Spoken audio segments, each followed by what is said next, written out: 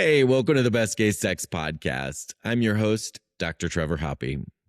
Today's episode is about recovery.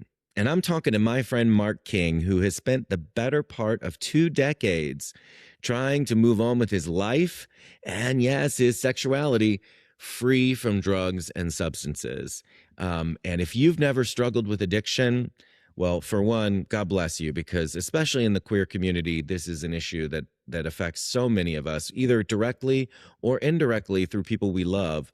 Myself, I've lost friends to addiction. I have friends in active addiction. If you're a gay man, especially, you log on to Sniffies or Grindr, you're going to see so much of that in our community. And so I really value Mark's insights here, not just how he has grappled with it, but how he's thrived in moving beyond it. And that's what we really focus on today is that recovery aspect. Really, what does life without those substances look like? And how can you break that wiring, really reshape those neural pathways that are soldered in by the drugs? You know, if you never struggle with addiction, it really does rewire your brain and pleasure centers, especially when you mix sex and drugs. It becomes hard to do the sex without the drugs in the recovery space. So we really talk about that candidly. Mark is a rebel, and I admire him so much. His blog, My Fabulous Disease, if you haven't read it, it's been around for so many years, giving us so much wisdom and insight into the world of HIV prevention, treatment, advocacy, you name it. It's just a font of wisdom. So please check it out if you haven't. And at the end of this interview, if you're not ready to subscribe, you really, I think, haven't been paying attention, because Mark is just he's one of those people who just has something to say that's so valuable. So I really think you'll appreciate his insights here today. So without further ado, this is my friend and my colleague, and dare I say my mentor. I've learned so much from him, and I continue to over the years. So I really think you'll enjoy this one. Here's Mark King. Mark King, welcome to the Best Gay Sex Podcast. Thank you, Trevor. I'm a little excited and titillated. Titillated was the word I was going to use. How exciting indeed. Well, I've known you for a number of years that is larger than should be repeated in public. But tell people who don't know you, where did you begin your life? Where did you grow up? Where did I begin my life? Well, let's see. I was raised military in a big family. My dad was an Air Force officer. And so we lived all over the place. Yeah. I was conceived in South Dakota, for those keeping score. Okay. And then born in Montgomery, Alabama. Oh, shoot. We went south. I know. Yeah. In 1960. And then my parents, who were Yankees and progressive, my mother said to my father, it was Montgomery. In 1960. Yeah. And she said, get us happened there. She's like, get us the out of here. Oh, no. And it was the only time she ever told him, you are transferring. And they went to Massachusetts. What was you lived in every dang region of the country, basically. Yes, right. So and then Texas and Louisiana. Anyway, they settled in Louisiana when he retired. And so I am really kind of from Louisiana, from from junior high on, I guess. I never really put that together with you. Really? I mean, I can put it on when it gets me somewhere. Oh, really? Yeah. That sounds exciting. It was useful. So high school, Louisiana, that's where we are. Yes. Okay, great. Yeah. So what were those early, I'm a queer person memories? When did that start emerging? As soon as I could have a thought that was sexy, it was men. It was men, for sure. The Sunday school teacher, and his hair would come out from underneath his shirt. Yes. And I wanted to know more about that hair. I wanted to know where else it went. And so all of that, bunking with people in, Weebelows. Oh, I was a Weebelow. You were? Yes. I never made it to the Cub Scouts. Weebelows is like puberty, right? It's kind of like a puberty I thought it was even younger than that. It's the youngest. Young. Okay, it's young. Yeah. It's not a Boy Scout. You're older than a Boy Scout. No, I thought Weebelows was before Boy Scouts. Oh, really? So I don't even know. Oh, well. I just I just tried to make the best of it. I just had bunk mates and weebelows. That's all I know. So I only know it in relation to my sexual maturity. Yeah, right. So, but anyway, it was always like that. And any thought that I had that was furtive, well, they were all furtive. Very furtive. Yeah. And then I acted on it as soon as I could. Really? As soon as I could. What does that mean for you? That meant that I found community theater. And in finding community theater, I was in the company of gay men. It's a great way to find them. It is. It's great. Mm-hmm. It's great. And then I went about trying to convince them that I was game. Oh, and let's go. Right. And, lots of back seats of cars looking out at the moon in the cotton fields of Louisiana. Oh my God. Yes. So this so is stuff Bath like and Body Works scent right here. Yeah. Lust and cotton. I'm more like what do you call that stuff? It's more of a Vaseline. Oh, really? More of a Vaseline industrial brand. Yeah, industrial Vaseline petroleum gel. At any rate, that's where those things started to really, I could put it into practice. I could put it into practice. And, now that obviously people think I was, they think that I was molested. Mm-hmm. They think I was assaulted. They think all of those things, and they're welcome to think that. Right. And I sometimes have mixed feelings about what maybe it was or what I was ready for and all of that. And you're saying that because, this is relevant to a chapter you wrote in the book, Unsafe Words, that we did. So Was I a Teenage Sexual Predator? Yes.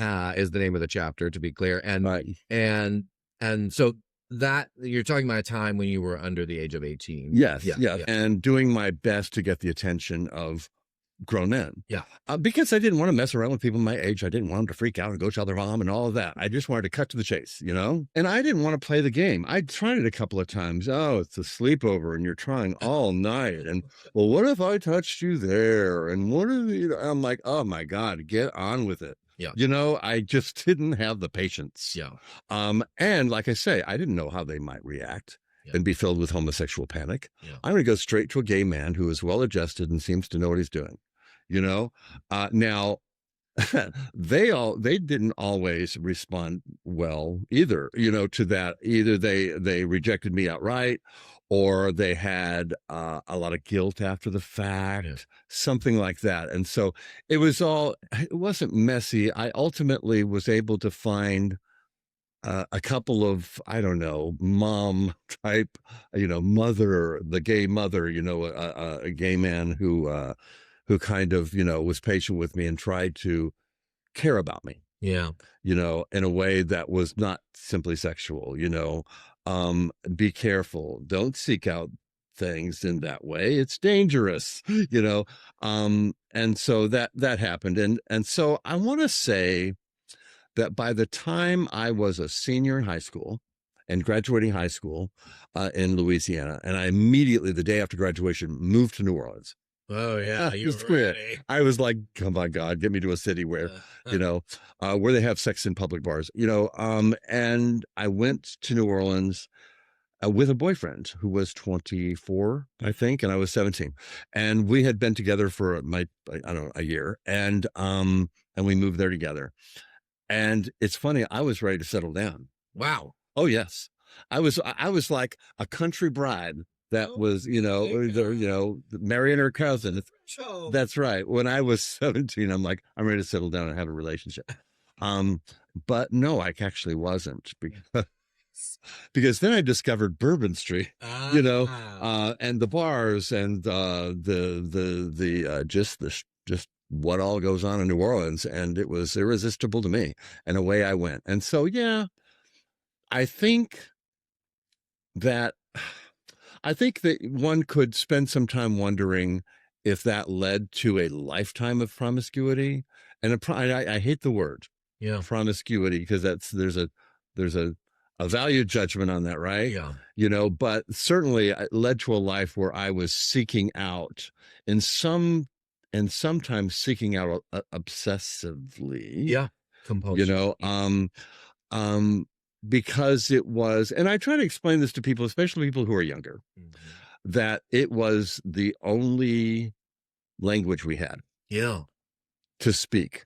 There was no other language. There was no gay bowling league language. There was no, volunteering together at church because it's a gay accepting church. There was no other language than Tab A and Slot B. That was the only language for us. We're here in the late 70s then. Yes. Right. So I just kept, I tried to get very good at that. You were fluent. Fluent. Thank you. Yes, I was. And, but I do wonder to myself what that was all about. I mean, especially now being, at long last settled. Yeah. More settled sexually, settled relationship wise. Right. Now, again, settled, I don't want to put too much on that. In other words, I happen to be in a monogamous relationship today. Yeah. That's just happened. That's where I've landed. Yeah. And it turns out it can be okay. It turns out. Yeah. Yeah. I'm just saying, it turns out I don't need a marching band. Sure. And just a drum major. Yes. Just a drum major or, the head of the flag line. It turns out that knowing that I'm the only one getting that and he's the only one getting this is kind of sexy. Yeah. That was not me for the first 50 years. Yeah.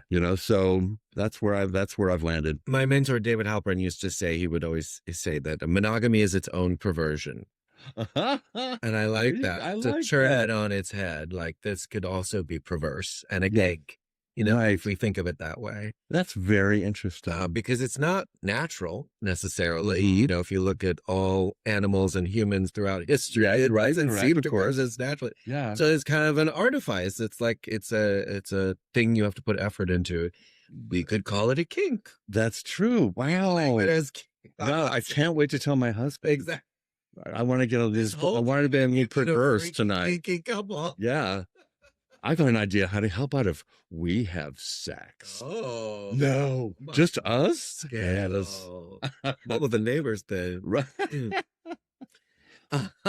So you are in Louisiana. You are finding Bourbon Street. You are enjoying yourself. What was Bourbon Street like back then? Oh my God! Well, it was. You didn't have to wait for Mardi Gras for all sorts of outrageous things to happen.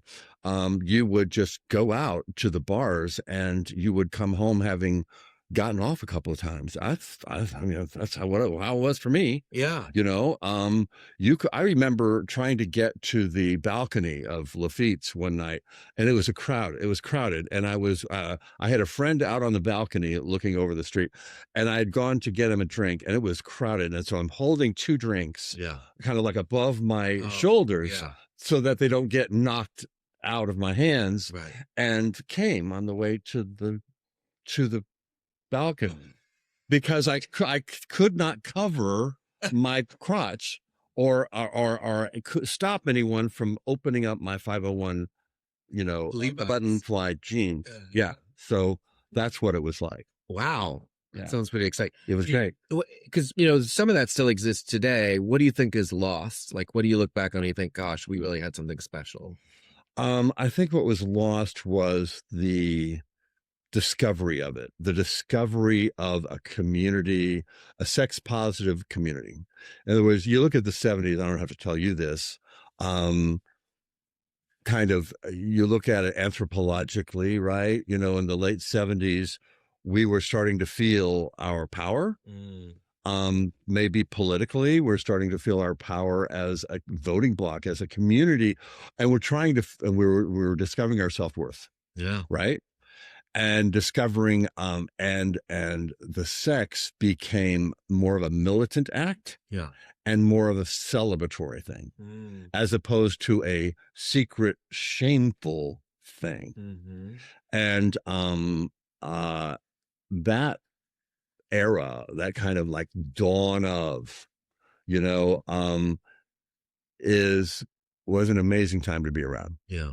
It was an amazing time to feel it amongst, you know, your fellow gay men in the bars, that this is our time, and we're taking it. Yeah. You know, and by the way, I'm not ashamed of anymore. So let's go do it. Let's do it out there. You know, basically. Yeah, it was a real shift. Now, I don't know what it was like before that, of course, but we know that it was, you know, shameful and secret and dangerous, you know.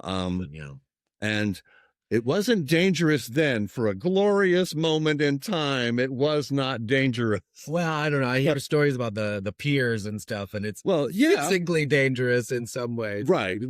No, I hear you. Yes, it wasn't virally dangerous, you know. Well, that's what I was going to say is I love, you know, the Village People have this song that was released, must have been the 1979 or 1980, called Ready for the 80s. Yeah. And it sounds so excited and celebratory, and like the 80s are going to be this amazing thing because, you know, what you said, basically, I think we had this moment where we're realizing our power, our community, we're coming together. The 80s, going to be great. And then, you know, it wasn't so great. So what was that turn with the AIDS crisis like for you? You know, I mean, it's certainly an interesting conversation about whether or not, now that we got through it, did AIDS help us or hurt us? Right? Did it make us seem human at long last to those that didn't see us as human? Or did it make us seem like pathetic vectors of disease? Yeah. And I think, of course, it was a little of both. I would like to think that humanity won out there and people saw us struggling and doing our best. I think that it's less about what they thought of us and what we thought of us during that time. And what we thought was, we believed that we were worth saving. Yeah. So we loaded up the car with groceries and we built the organizations and we did all the things for ourselves because no one else would. And that is a triumph that is unmatched.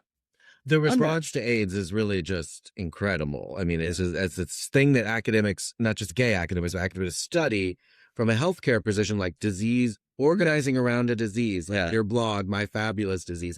This did not exist before AIDS, really, as a concept that patients, quote unquote, because that's how doctors talk about, you know, people impacted by the disease, people impacted by the epidemic, got together and did shit on their own. They didn't wait for the government. Well, because the government, well, I'm going to say that. And I think it might have been one of the first instances, well, certainly in modern times, in which doctors had no idea what to do.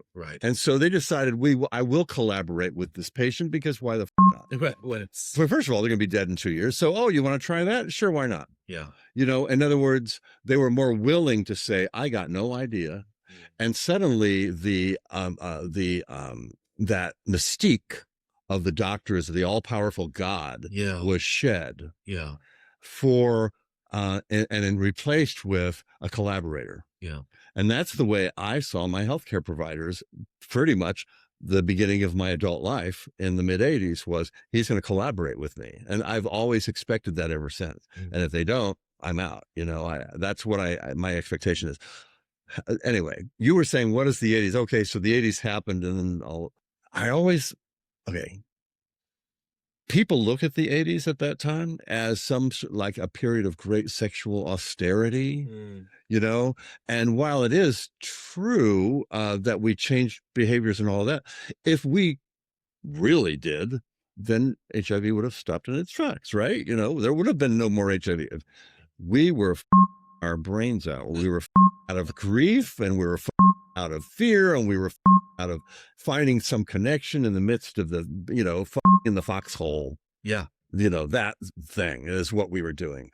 And we were doing it consciously. It wasn't some sort of like, you know, oh, I messed up. Oops, the condom broke. You know, no, we were doing it. It was a you to AIDS. You know, and it's funny, all of what would become so controversial, and when the bareback videos would begin, you know, 15 years later, where people were having sex again without condoms, early 90s. I'm like, oh, oh, yawn. We'd been doing that for 15 years. We'd always been doing it. Yeah. And there were, I think, real important psychological reasons why. Now, I never did it in an environment in which I knew that I could hurt somebody.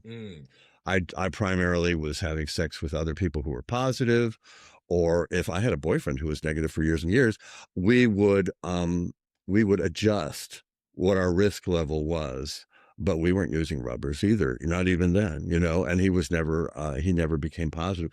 So it's just an interesting time in that people, don't get so absolutionist about what you think was going on in the 80s and how we all stopped doing it because we were scared and all of that. Oh, absolutely. Yeah. I mean, how to have sex in an epidemic is a classic text, and important to understand that people were very sexually active.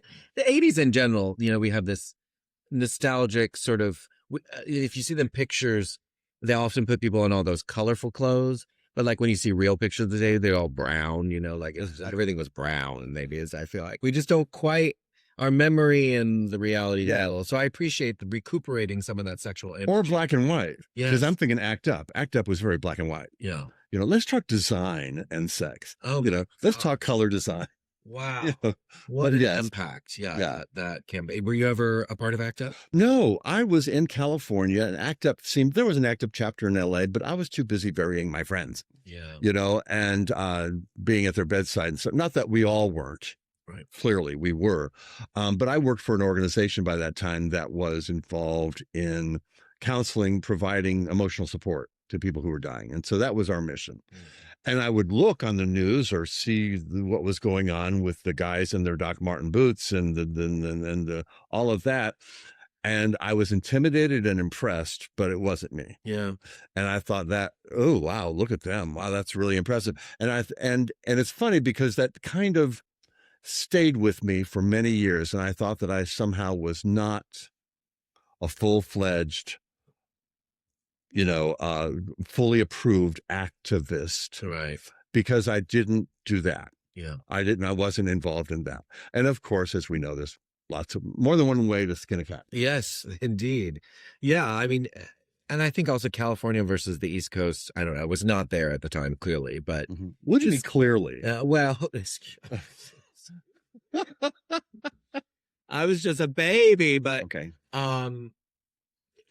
ACT UP, I feel like, was just very New York oriented, and even in San Francisco with my mentors when I moved there, it was just the organizations were different, and I don't know. No, you're right. And even though there were chapters at other places, and there always have been, including in Louisiana, in my hometown in Louisiana, there was an ACT UP chapter. Looking back, they were everywhere. It's true. Yeah. Yes, but we do have it didn't happen in New York. It didn't happen, apparently. And I resented that. I've always resented that, because of the good work going on everywhere or the sex going on everywhere else. But if you didn't in New York, it didn't happen. If you didn't act up in New York, it didn't happen. Right. Anyway. What do you think? How did that time reshape sexuality for you, your own sex life? Like what? Well, let's see. I was in Los Angeles by that time. I'd been in New Orleans and I moved to LA in 1980, 81. I wasn't old enough to drink when I moved to LA. Okay. I was 21 there. It was 18 in New Orleans. So I've been getting drunk for years. Yeah. But in LA you had to be 21. So I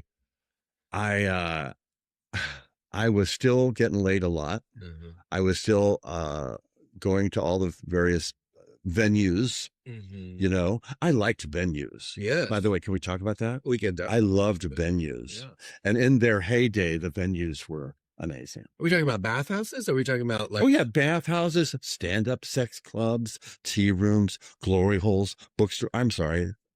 Let's slow down for people. So tea rooms is a little bit of a classic sociology book is Tea Room Trade, which is oh really? Sociology. Am I dating myself again? No, not at all. I think. But tell us about a tea room. Oh, well, a tea room is simply a space. It's usually a men's room, where it's got a reputation for you can hook up there. Yes.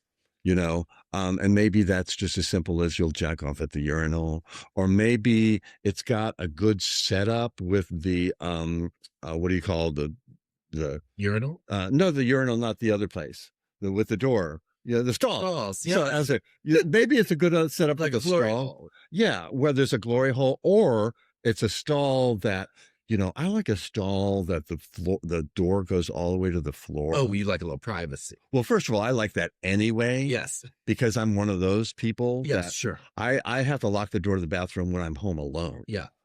So I need that kind of privacy. But it's also really great.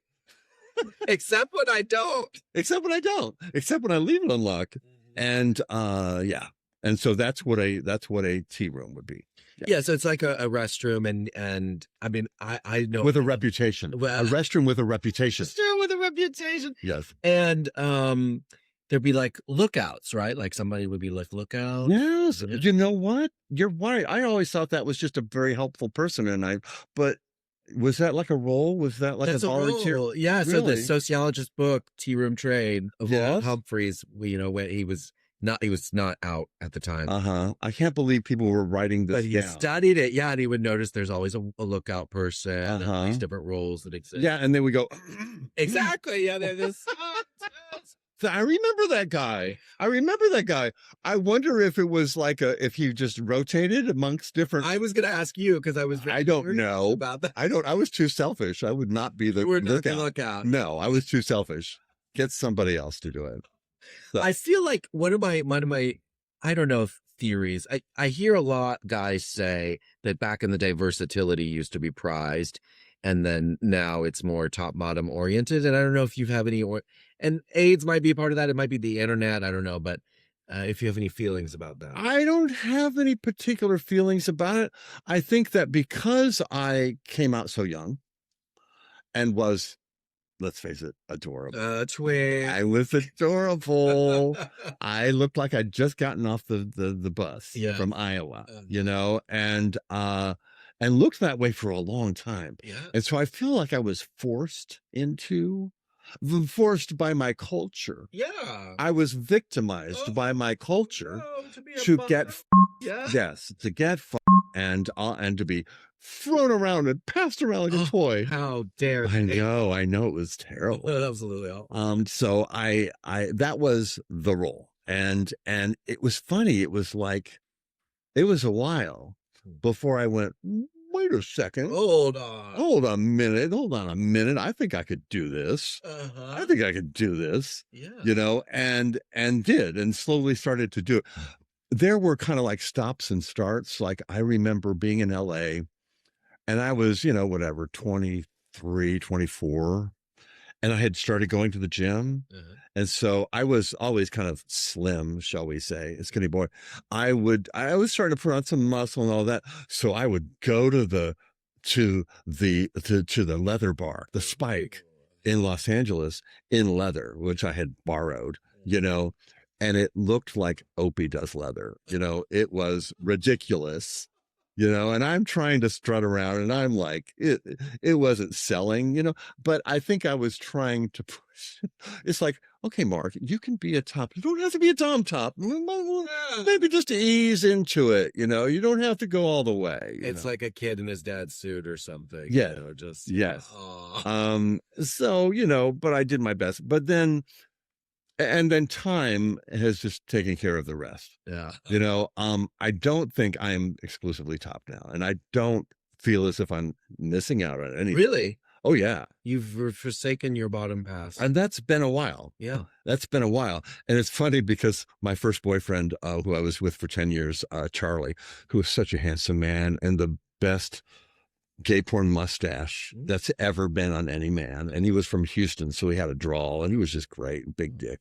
But anyway, he was exclusively top, and I was, young and adorable. And I remember talking to him once years later and saying, Charlie, guess what? I'm a top now. And he went, oh, my little boy's grown up. My little boy's all grown up. So. Do you remember your last time bottoming? I always think about that. I think, Not necessarily because I'm going to choose it, but like I think, oh my God, what if I get colon cancer or something? Am I going to get like remember my last time or something? So. Wow. Okay. Well, you see, no, I don't, and I don't think that whenever it was, I knew it was the last time. Exactly. Yeah. But I was a terrible bottom. Oh, I was just telling my gay brother this. We were trading tour stories, and I said, "Oh my God, I was a terrible bottom." I was the guy that was always like, okay, yeah, wait. No, am I okay? Wait, okay, go ahead. Okay, go. No, wait, stop. Can you check? Okay, all right. Okay, go ahead. No, wait. That was me. I was such an anxious mess over it. Yeah. And I wasn't very good at all of the magical, the rituals, the ritual that goes into it. You know what? And in my defense, I don't think anybody ever really walked me through it really well. Nobody does. You know, there's no book. There was this time. Oh. Okay. Is this the show to tell this story on? Please, yes. Okay. There was this time. Uh-oh. I was in Los Angeles and I go over to this guy's house that I meet wherever. And he's all man and, and he says, and he points me to the bathroom. He says, why don't you go rinse out in there? I'm like, oh, I had just gotten there or whatever, okay, and I go in and I'm in his shower and there is this hose, with this dangly thing on it. Yes. And I've kind of seen one before and I understood its general purpose. Yes. So I switch the levers and find the various levers so the water's coming out of that. And then I put it in and I'm standing there whistling a happy tune for I don't know how long. I don't know how long it was. I don't know how long it's supposed to be. Well, no one's, and in my defense, nobody ever explained to me how to gauge the input versus the output. Right. This is an important. No one had explained that to me. And the amount that goes in should be about the same. About as coming out, one would think, right? The bottom, yeah. And I don't know. And so and then I'm done. Yeah, in there. Yeah, you think you're and I'm fresh as a daisy. Yes. Fresh as a daisy. Just clean as a whistle. Yes. And we jump in bed. Oh boy. I can still see, and I swear to God, this is true. I can see his blue pinstripe sheets to this day. Such a lovely pair, just a lovely room. Yes. A lovely room. Oh boy. Yeah. I don't know. Maybe, I don't know, gallons. I'm already dead. And gallons. It was like, I want to say, an aquarium just broke open. Yeah, or maybe hurtling across Lake Erie on an outboard motor, It was bad. It was bad. Yeah. And I was so, oh my God, so anyway, I went running out. I would like to say that was the last time. That should be my last time story. Yes. But it wasn't. Yeah, so people so I wasn't very good at it. Yeah. I wasn't good at the mechanics of it. Yeah. And I wasn't very good at the doing it of it. Yeah. I think people are built differently. Where we can't, right? Yes. Okay. It's not my fault, right? Well, of course it's not your fault. Jeez, Okay, Louise. All right. But yeah, no, I mean, I think I see these tips and tricks online and they act like there's one way to do it. And I'll read them and, it may work for that person, but I don't think it's universal. And what works for one person is definitely not true I have friends who, I mean, this is hearsay, like they just say that it's fine, but they're like, they don't clean out at all. And it's like, fine. Okay.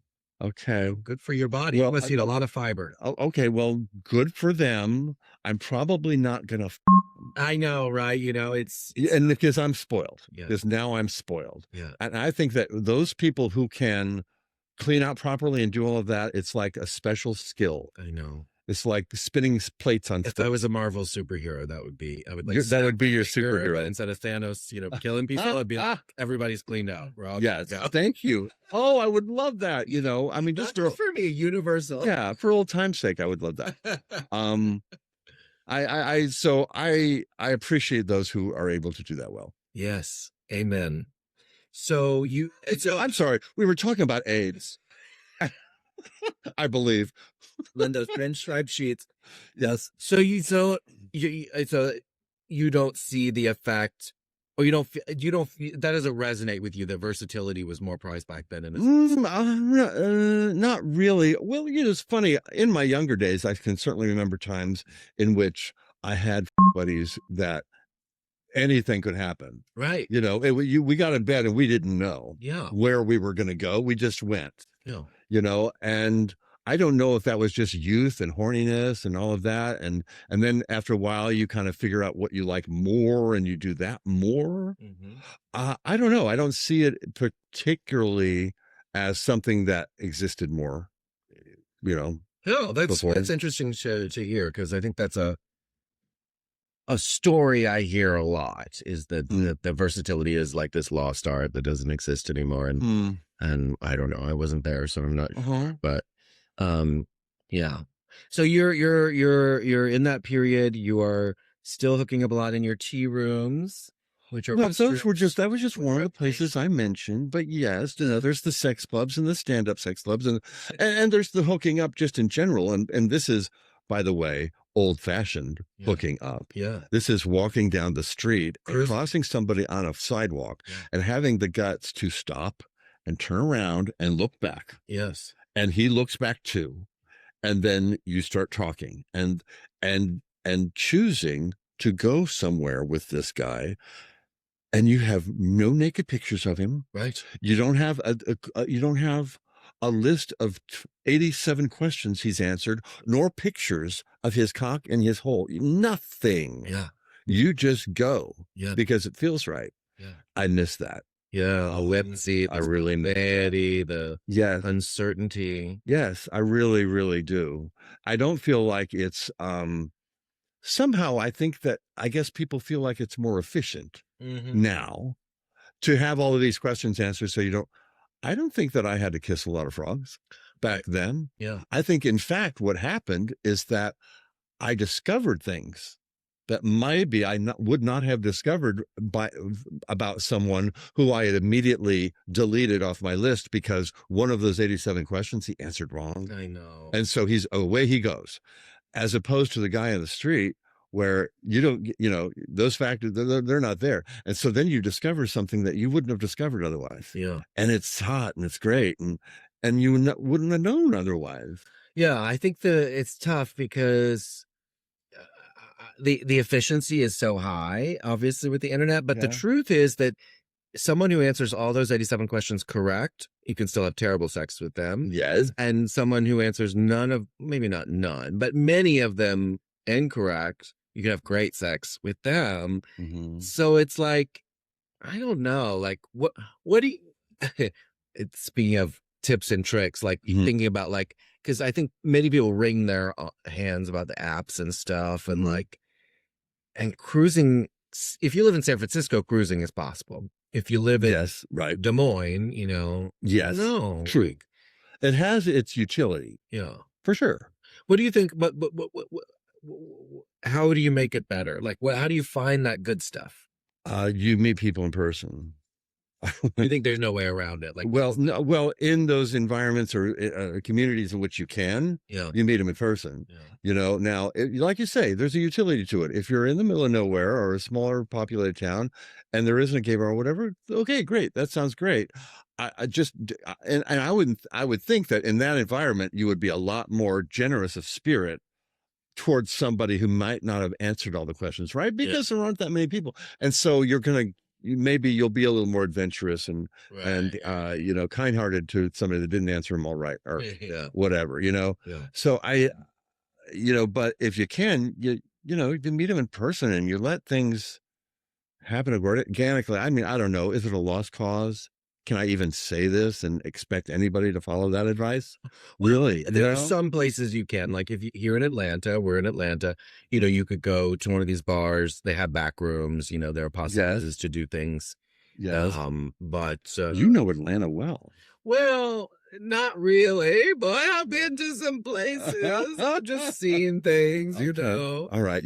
People report back to you. That's right. The field work that happens. Yeah. Where do you like to go out here in Atlanta? I don't go out. I'm sober now.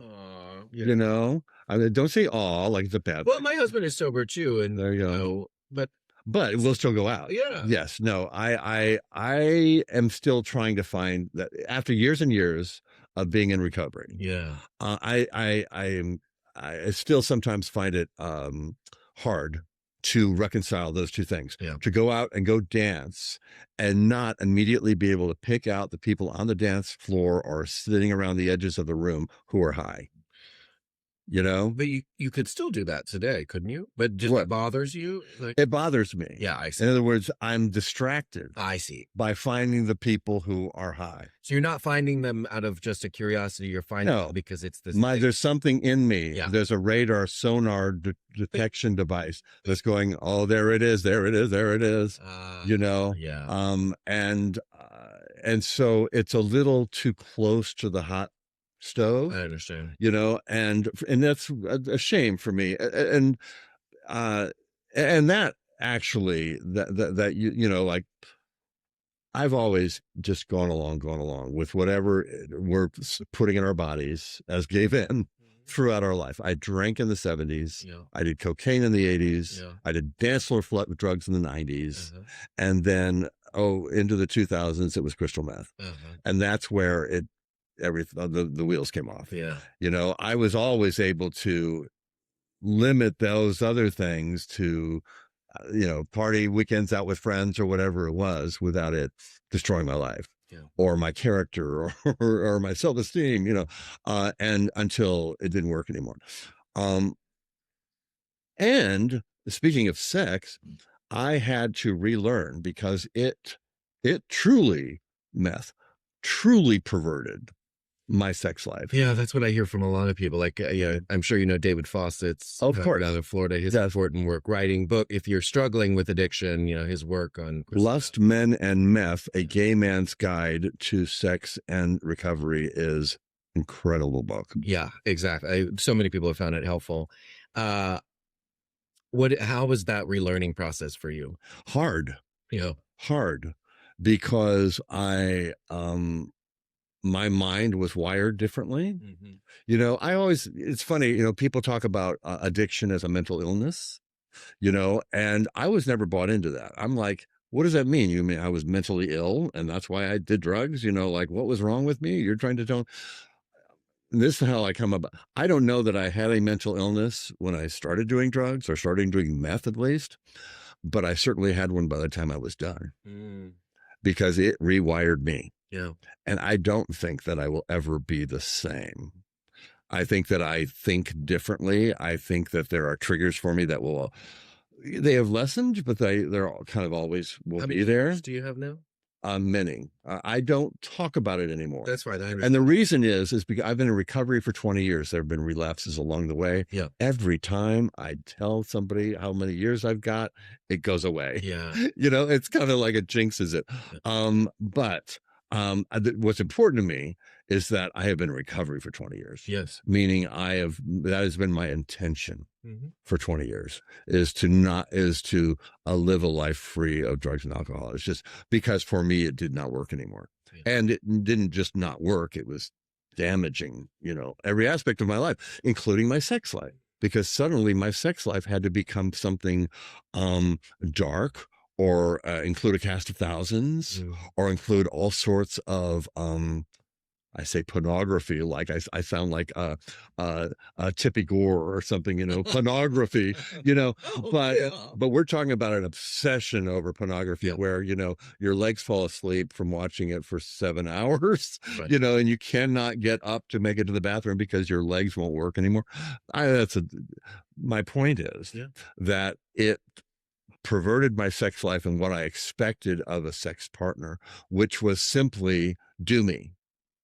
Do me. Are you're going to serve me in the way that I need it to focus on whatever that is. And I won't look you in the face. I won't have any connection with you at all. And not just won't, you probably like, it's almost like can't. I can't. Yeah. It's like, you're right. I'm incapable of it. Yeah. And, you know, it's funny. It was a long time before I could make that work again. And when I did start to have a healthier outlook on it, I discovered, because I did all sorts of kinky, fun, wild things, through my whole life. I've tried it all. Why not? I've never been judgmental. I've, oh, that's hot for you. Okay, well, let's see. Yeah. Because if it's hot for you, that's a turn on right there. Right. Like, I want to do the thing that's hot for you just to see you get all excited. Like, I am generous in that way. And it is a turn on for me to see how hot you get over that thing, whatever it is. I think everyone has that. They just don't know it or don't give it space to blossom. Like the idea of like, not just what am I into, but what are you into, and what pleasure can I garner from seeing you being satisfied? Yeah, doing that, whatever that is. Yes. Yeah. But I was without any sort of, the drugs took me to a place where I didn't give a shit what you were into. And so it was a long time of rebuilding that, and in even getting hard without thinking about drugs, getting hard or jacking off or coming without thinking of the drug. That it's, people talk about just taking a long break, cleansing the palate, as it were, over a period of time before you can maybe start thinking about it differently. Yeah. And I guess that my timing was about right, because when I met Michael 14 years ago, I was at a place in my recovery where I was, I think, able to better do that, or I was ready to better do it. Yeah. And I remember, he hates when I talk about our sex life, by the way, but I'm going to. I'll say this. I just remember being able to look at him. Yeah. And see pleasure in his eyes, and talk to him or whatever during the sex thing, and connect to him and care about him. Yeah. I was having sex with somebody that I cared about, which I had not done in a long time. Mm-hmm. And that was the shift. That was the shift to me. And maybe it's safe enough that I don't choose to fuck it up by having a relationship that's anything other than monogamous right now. He's old fashioned. This is the way he likes it. Yeah. And I haven't advocated for any other way, because it feels safe. Yeah. And I need that safe right now. When you say rewires, because I think I know what that means as someone who, knows people who've been through addiction, but for people who have not or do not really are not intimately familiar when it comes to like sex and rewiring, like what does that really mean for you literally? Like what gets rewired? How does that experience feel like? And David Fawcett, as you mentioned, is great on this topic in terms of talking about how the brain literally rewires itself towards the drug and towards the images and activities that surround a drug. Right. The whole use of crystal meth becomes a ritualized thing that is often incorporated directly into sex. We have the pipe in our mouth while we're we are exchanging the smoke of the pipe while we are making out.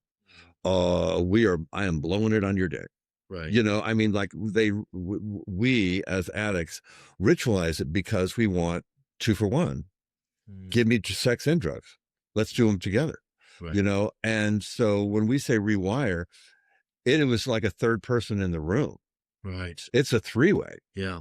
It's me and you and meth.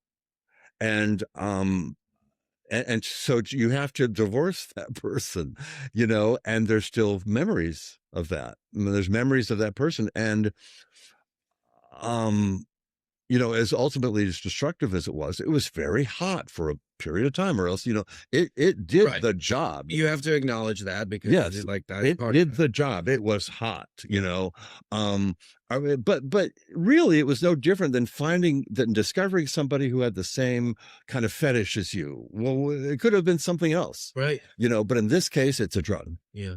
And so you're discovering this person has that same fetish for the drug as you do. And so you're off to the races doing that.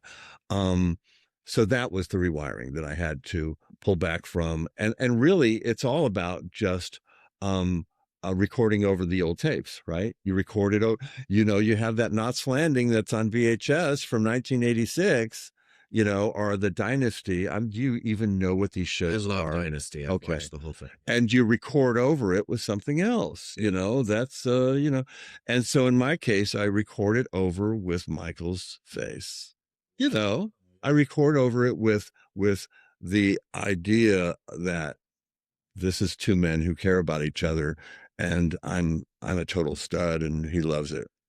At least I go there in my mind, but that's a good tape, right? Oh, yes. Don't look at me like that's ridiculous. No, that's not ridiculous. That's beautiful. It's very sweet. And I think it can be helpful for people who are struggling because that in particular, that's meth addiction in its own way, as you know, it is a cancer that can eat your entire life. Mm-hmm. And then you add the sex in there. And I think for gay men, especially, because sex is often something we like to do. Yeah. It just becomes, it's like, man, you knock that out too. Like a healthy sexuality just becomes very difficult, if not impossible. Well, and we're still not dealing with it. And it is a perfect storm because we do love sex and we do love things that make our inhibitions go away. Yeah. And a lot of us are injured from coming out of the gate. Yeah. And so we're looking for something that takes a lot of all of that away. And it sure does. And so I get why it is,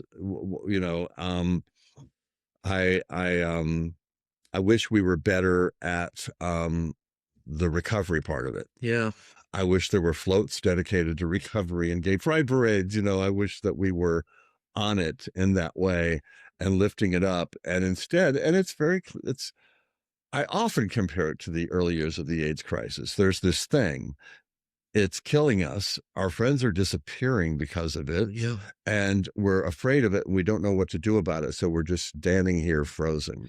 Except this has been going on for 20 years. It's been more than 20 years for sure. I mean, meth in particular. I was in Europe and now they even have new things that are not here yet. Oh, what? See, the addict in me wants to know immediately. What are they? But there's something like meth. I can't remember what it was called. Will it kill you or can I do it? No, it's awful. It's more addictive, I think, than. Oh, true. Yeah, exactly. Let's just ratchet it up. Okay. So I'm like, oh, great. I don't know why it's not here yet, but apparently it's not here yet. Mm-hmm. So it does seem like it would be a good idea to, do something. Yeah, it would be a good idea. I think that is why are we, because I agree, like there were some ads I remember, some were problematic or whatever, but at least there was some marketing around meth back in the 2000s. Yes. It's so I don't know why, because we as gay white men whom it's affecting in the greatest numbers. Sure. Now there's a whole secondary argument about how it bled into gay black men. Right. And then they were exploited by gay white men and left to fend for themselves when they don't have the same resources to get well. Yeah. Right. Or gay men of color in general. But we certainly have the resources, one would think, in the community to say, I think that it makes us look bad. It makes us look bad at a time where we're trying very hard not to look bad. We want to be heated rivalry. We don't want to be, the Lost Weekend. That's very much where we are in terms of meth, and it's not pretty, and we're a little embarrassed about it. I remember I met this guy it was in Toronto, actually, not the United States, but whatever, similar. And he was like, I was talking to him about his drug use, and I didn't know he was using meth, but he, came over and he was like, oh yeah, he was like, I'm not addicted though. And I was like, well, how often do you? It's like, oh, I've done it every day he sat there like about 3 years now. I was like, shh. Wow. But it was just, it just didn't even seem to faze him that 3 years of daily use. Yeah. And he seemed, he had a nice place. He seemed like he had a job. I don't know. So whatever. But that often does not, for the long term, doesn't work out well. No, it doesn't. And, I want to allow that people can make their own choices and some people can use effectively and it doesn't ruin their lives. That's true.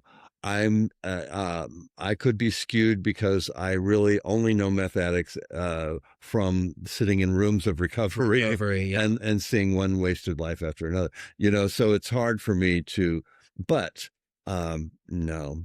I think I would know, like I've known people who've done drugs my whole life, their various ways, going out, partying, you see drug use.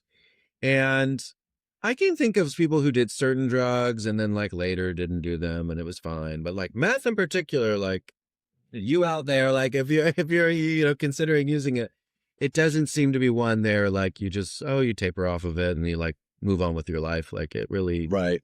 Anyway, so I don't want to belabor it, but I Yeah. I haven't gotten a chance to talk about it on the podcast yet. And yet I know that there's just this huge issue for me. Yeah, if you're going to talk about sex and gay men, there it is. I mean, there's that thing, and it's a real party spoiler, I'm afraid. But I'm really lucky to be alive.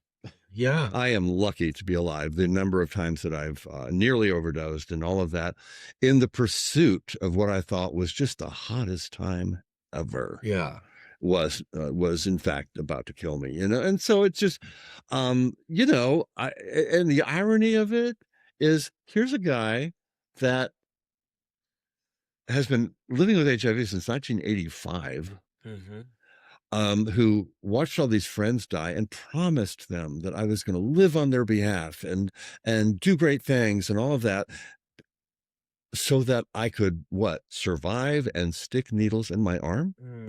What the fuck? Well, I think you have survived and done wonderful, amazing. Well, yes, thank you very much. I'm just saying it's ironic, isn't it? And to me, it's about these rolling epidemics, and they're both sex related. They both touch on our lives, our sexual lives as gay men. But yeah, today I'm happy to be here, and I'm happy to up a storm as best I can at the age of 65. There you go. Absolutely. I love that. Yeah. What do you think, to shift gears, looking back all those years, all those many years, I think I'll start on the good side. What do you think makes for really good sex? A connection, really intense connection, and sometimes I thought the good sex was, again, a cast of thousands, or maybe it was a really hot three-way or something like that. But to me, it's like me and the other guy's face, and this, our eyes being opened to one another. Yeah. Going, oh my God, like that sense of, and that can continue beyond like the first time. That sounds like a one night stand. No, you build intimacy that way. And pretty soon you know them more deeply and more deeply, and there are more discoveries to be had. So that's what makes good sex. I love that. Eye contact is one of those things that you'll see it sometimes in people's profiles. They look for it or they don't look for it. But a lot of guys don't. They close their eyes. They like, in hookup situations. And one tip I would have is just try to get some eye contact. Like it can have valuable. Yeah. Look up, girl. Look up. It can be really erotic, but it can heighten. It can go beyond, it can create this connection, as you say. So yeah, I appreciate that. And I guess maybe then the bad sex is just the opposite of that. But are there things you think that, generally like this makes for bad stuff? Well, yeah. And, everybody's got their thing, right? Everybody's got their kink. In other words, if I was very, I'm having a lot of thoughts right now on the new movie Pillion. Oh, I haven't seen it yet, but I really want to. Okay. So I have thoughts on it, and I won't go into them with you, but, I understand that people don't mind being ignored, humiliated, talked down to, or completely dismissed. And so that might be somebody's kink. But I think that when you do it and it's not even in the context of being kinky, it's just because that's the way you are. In other words, yeah, it is the opposite of connection. Yeah. But it is sociopathic. Yeah. And yes. And I know that our bodies and our looks are very, very valuable currency, right? For us as gay men. But when you enter into that feeling like I'm worth more than you are. Yeah. And you're basing that on, well, just look at you. Well, look at me. Well, look at you. Right. So I am worth more, and therefore I'm going to behave a certain way between us. Yes. That is stupid. it's so short-sighted. It doesn't allow anything to be revealed that might surprise you and turn you on and all of those things, so you get caught up in your own currency, then you're making a big mistake. I love that point because I think it's really true. Obviously, we have erotic charge that exists for some people. It doesn't exist for some people, and you can't manufacture that. Yes. I mean, do you think so? Yes. There's it's that chemistry thing. Yeah. It's like, where did this come from? Yeah. And sometimes it's from a surprising place. It's like someone's smile, their teeth, the way their voice I find really important. Oh, well, I did phone sex. Yes. I did a phone sex company. Did you put on a character? Oh, yes. Yeah. What was the character? Yes. Well, his name was David. David. He had a little bit of a southern lilt. And, but he was whatever you needed him to be. Right. I was, mostly David talked like this. Yeah. But sometimes David was a party boy, or he was a surfer. He lived in Venice Beach, so I was all these characters depending, but it was always David. It's like Ken, there's all these professions. That's right. Ken, right. Yeah.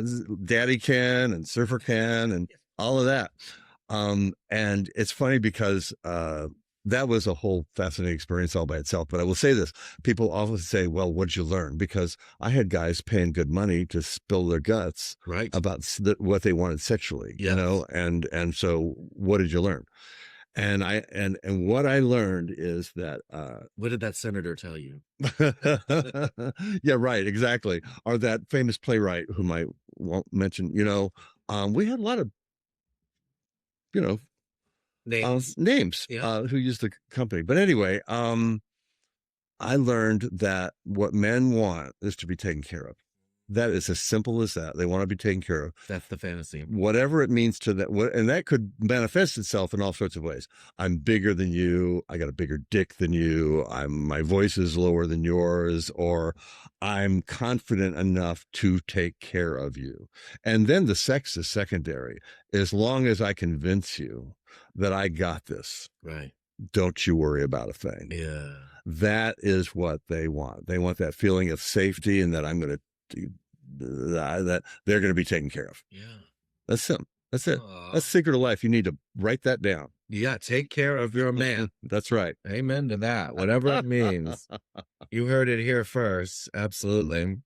If there was something, if I was going to RuPaul hold up your 8-year-old picture, I'd be like, what would you tell baby Mark? What would you tell baby gays right now who are, dreaming of having their best sex, but are not finding it? Like, what were the tips and tricks your reflections or guidance that you would offer? Don't be in a hurry. This is a precious gift for you to unwrap. You get to unwrap it and take your time. Because you might not find this is self-discovery sex, right? So if you are a baby gay, you don't know what you don't know. Yeah. You might have some deeply rooted things that come back to, what? Oh my God, I like tennis shoes because this coach when I was, 10 had a tennis. Who knows, but it's for you to unwrap over time. Mm-hmm. Don't be in such a hurry. Yeah. More will be revealed. Yeah. And don't accept the first thing that comes along. Well, you might know. Well, don't accept. I mean, you don't have to marry it, but I'd, Yeah. Yeah, I feel that. Okay. Yeah. Yeah. So be patient. Yes. I like that. Yes. Yeah. You'll figure it out. Okay. Well, now it's time for my favorite segment, which is Sordid Lives or an Untold Tales, or SLUT for short. What's the sluttiest thing you ever did? Okay. I watched your podcast. I listened to your podcast, and I knew this was coming. Yay! And I couldn't wait. But I haven't overthought it. I haven't overthinked it. Yes. You said slutty, right? You said slutty. Slutty. This doesn't mean necessarily the best sex I ever had, just the sluttiest. Certainly not. Okay. And so, once upon a time, I might have been in a dirty bookstore that had all of these, partitions in the back that were like, they were barely holding up. They weren't even. Is this Southern Nights just down the road? Or? No. Oh my God. I'm just kidding. No, this was not even that nice. Yeah. This was like, 2x4s holding up kind of pieces of It was slutty. Wow, yeah. And maybe there was a door, in the little booth, and in the door, in the little thing that you walked into, there were glory holes on all three sides. Ooh. And the image that came to me was me satisfying all three at the same time. Okay, I know I only have two, but then there's my hands. Yes. And then we tall enough. and then you got to switch off, and so there's that. And I feel like one of those slutty ladies in one of those old straight porns that does those things. But yeah, that was it. So you did the thing. I did the thing with all the three. Three things. Yeah, yes. Did you get like your Yes, it was like the planets aligned where there were actually erections in every place you would want them, and that doesn't always happen. It doesn't. It only happens in the movies. Well, it happened. It happened. And so I guess it was good, but it was, and can I just say one thing? Of course. I'm so glad you asked the question, and I'm so glad you are doing this. Oh, thank you. I really mean it. Now, Logan, you better not cut this. I'm glad you're doing this because gay men's health as a general area sucks. Yeah. We're not focusing on it. And then to celebrate sex, or at least to discuss sex in a thoughtful way. Yeah. Where else can you, where, how many places? Not many. So thank you for doing this, and you need to keep doing it. Thank you. Yeah. Well, if you're a sponsor out there and you heard that, definitely. Yes, that's right. Yes, you should. But no, I appreciate that so much, because when I looked up starting to do this podcast, I was like, what is the competition? What exists out there? And there are some things, but it's mostly comedy, Yeah. or like kind of just lifestyle, like superfluous, like not really, funny stories kind of thing. And I love a funny story, obviously, but also there's some room to think about this. Like, as you know, gay men have a fair amount of sex usually. Yeah. Not all of us, but many of us. And it can be nice. So why not make it nice? Yeah. Thanks. I appreciate you and all the work you do to fight stigma around HIV, AIDS, addiction. You're like, let me pick the hardest things to talk about. Talk about all. That's right. All right. If people want to find you and the work that you do, where can they find you? My Fabulous Disease. That's how I write, as My Fabulous Disease. My website is myfabulousdisease.com. And that's it. Yeah, on Instagram, are you? I am on Instagram, but mostly as a guy, just as a person. Okay, got it.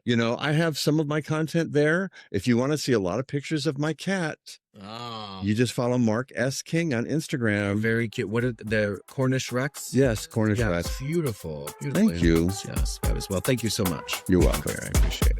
That's our show for today. Thank you, as always, for listening. I am just grateful to be along for this ride. And if you or someone you know is struggling with addiction, I want you to understand you are not alone. And I really mean that from the bottom of my heart. I have loved ones in my life who struggle with addiction. I've lost loved ones in my life who struggle with addiction. And we really don't want to lose you. So if you're struggling, on your phone, on your computer, whatever, one place to start, AA meetings near me tonight. It's not a bad place to start. I know the 12 steps are not for everyone, but it might be a place at least to start for today.